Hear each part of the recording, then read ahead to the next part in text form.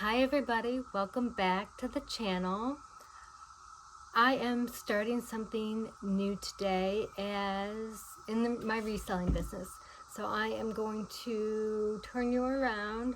I'm going to give you a quick tour of the things that have been happening in the shed. And the reason I want to do that will lead into the challenge that I'm setting out. So let me go right ahead and we'll get started. I'll show you around again and then I'll explain the challenge that I'm doing and we will get things kicked off today. Hold on. All right, I am standing in the doorway to the shed and I'm going to apologize right now because it's a mess in here. And that's part of the reason why I need to do this challenge.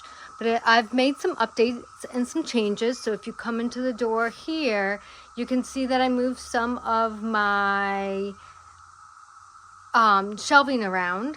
So I have made this now my workstation.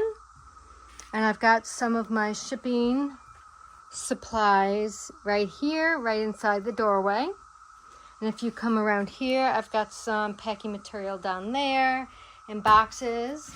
And then I've got this whole corner, these two corners set up for photography. So I do need another light source because right now I'm just moving my one ring light back and forth between whether I'm taking pictures on the walls or flat light pictures depending on what I'm doing that day. And then over here, these are my clothes that I am getting ready to list on this rack. And then on this middle shelf here is new inventory that has come in up top here that I am working on processing, getting photoed, and prepping the listings.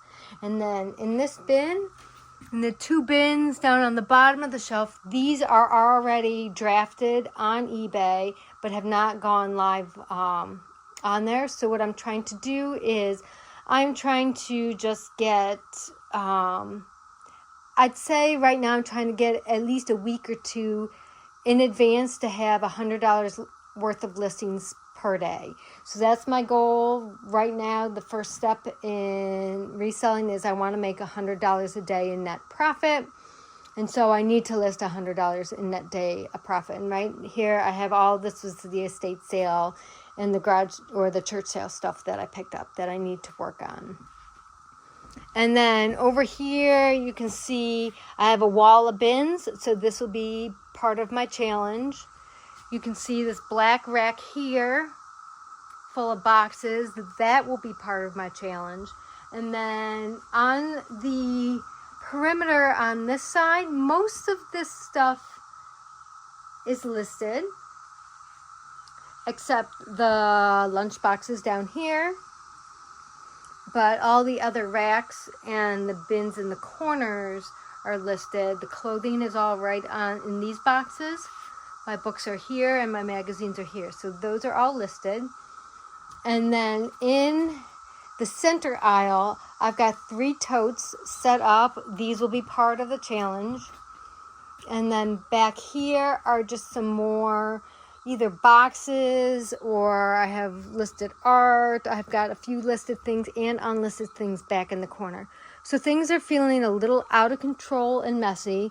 Not to the point where I can't find anything that's sold. I know how to find the stuff that's sold and where it's packed up. It's just I need to get a grip on the things that are not listed in this shed.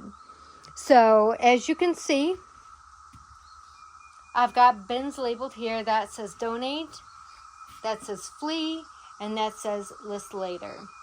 So let me bring you up. I wrote the rules down for this challenge and we will get started. So we are going to call this challenge Mystery Tote Thursday. So every Thursday I am going to come out with a video. And what I'll do starting with this video is I'm going to roll a dice and we're going to see what kind of tote that we are going to pull. So if I roll a 1, we are going to pick a clothing, shoes, or accessories tote, which are basically these 10 clear totes that are here. These are mostly clothing, shoes, and accessories, stuff that have not been listed. My daughter also just came home from college last week and went through her closet, and I have 5 or 6 trash bags worth of clothing that she doesn't want anymore that I need to decide what to do with as well. So I will include those in if I roll a 1. If I roll a 2, we are going to do books. So I've got books on these 2 bottom shelves here on this black shelf. So if I roll a 2, we are going to do books. And then if I roll a 3, we are going to do lunch boxes. I can't just indefinitely store my collection here. It just takes up room. If they're either going to be sold or we're going to figure out what to do with the collection.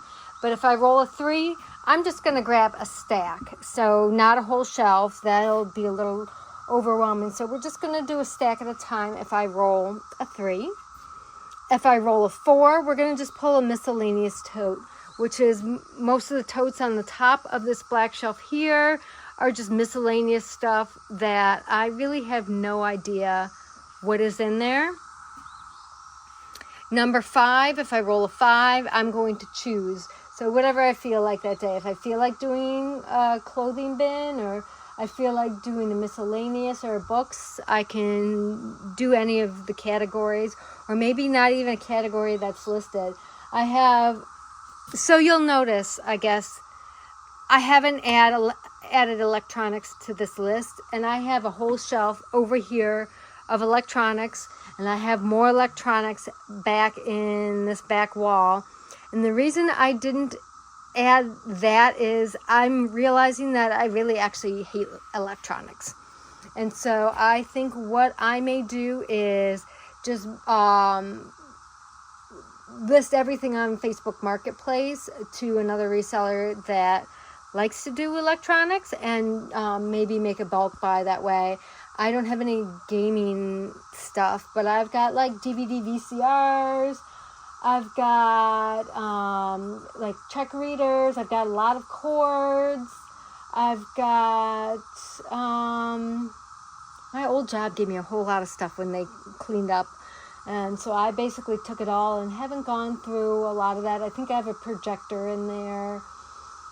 And things like that. So it's a bunch of different randomness, but I really hate electronics. I don't want to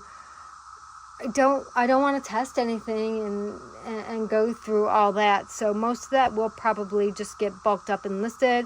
If I choose, if I roll a 5, I can choose an electronics tote to see if I want to deal with it. But I have a feeling I don't want to even touch that. But that's beside the point. If I roll a 6, we are going to pick a fabric, linen, or pillows bin. I've got a bunch of that to get listed.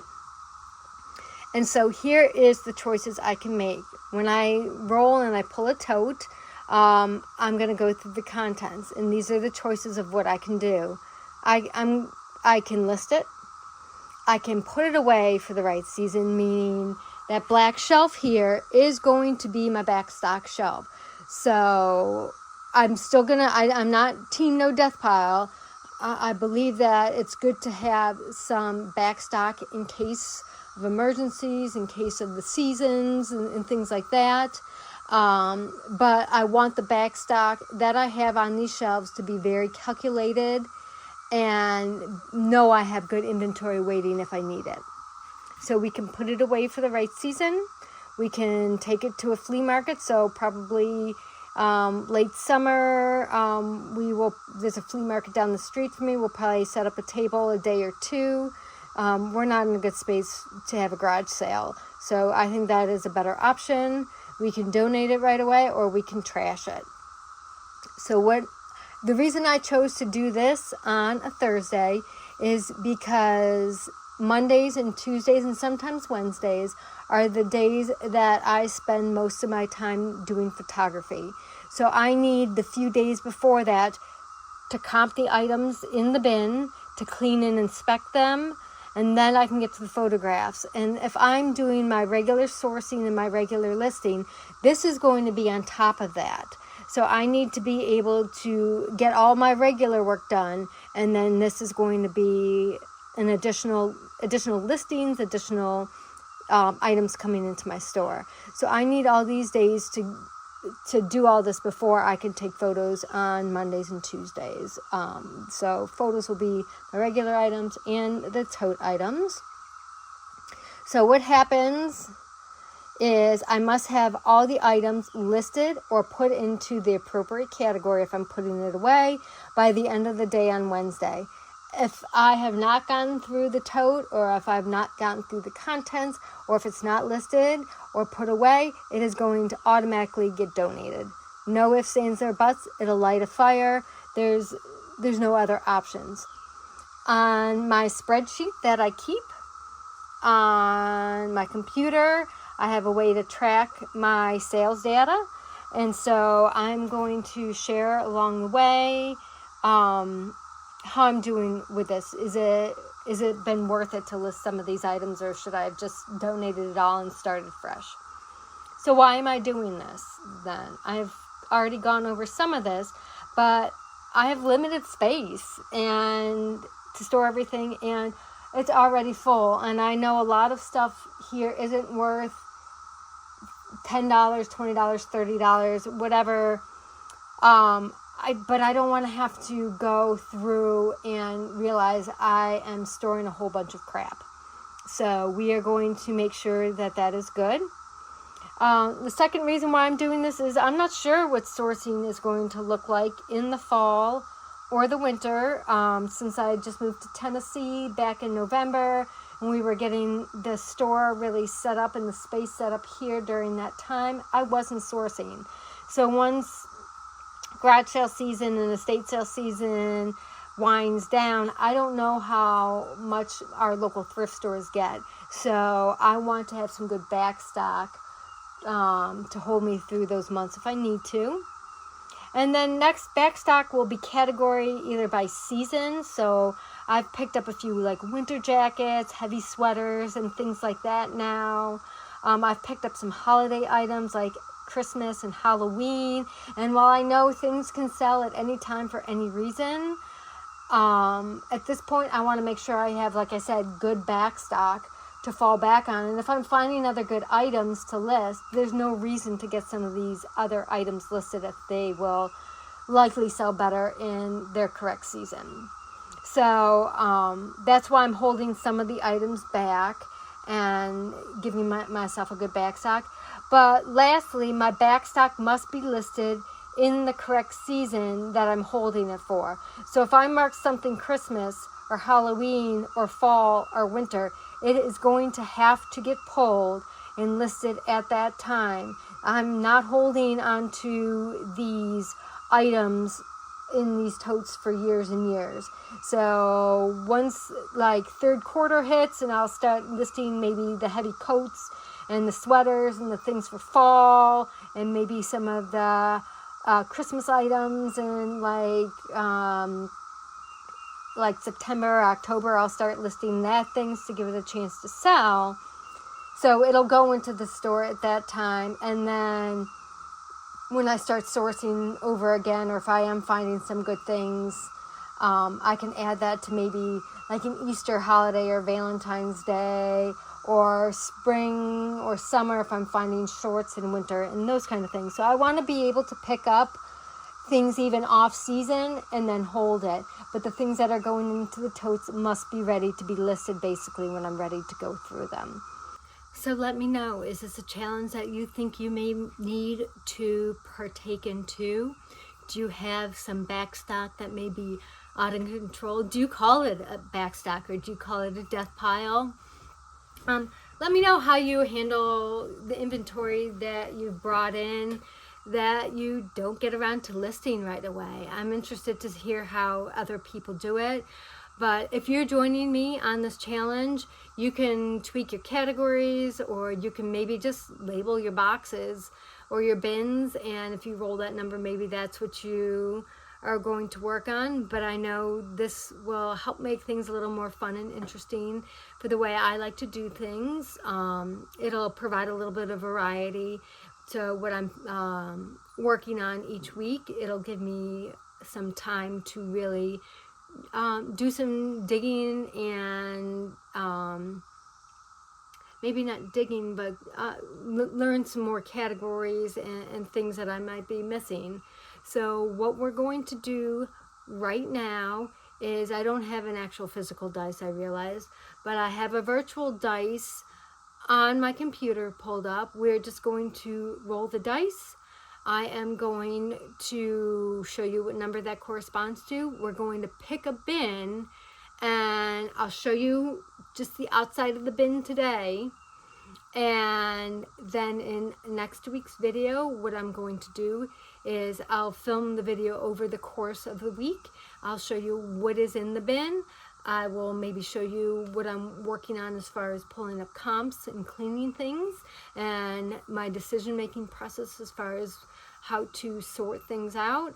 And then at the end of next week's video, we will roll the dice again and pick a new tote. So if this is something that you've enjoyed watching and maybe think this will be something to work for you, please like the video, comment, and subscribe if you want to continue to watch this series. All right, we are back here. I am going to just hit the button to roll the dice, and we are going to see what number 2 corresponds to. All right, we are going to find a book box. So let me go back over here, and I have got, see how all these right here on the floor are books? So I'm going to go here and just choose this first box to get it off the pile. Join me next Thursday. I'm going to open the box for you, and I'm going to just show you the whole process. And thank you for joining me today, and I look forward to joining you over the next several weeks. Bye, everybody.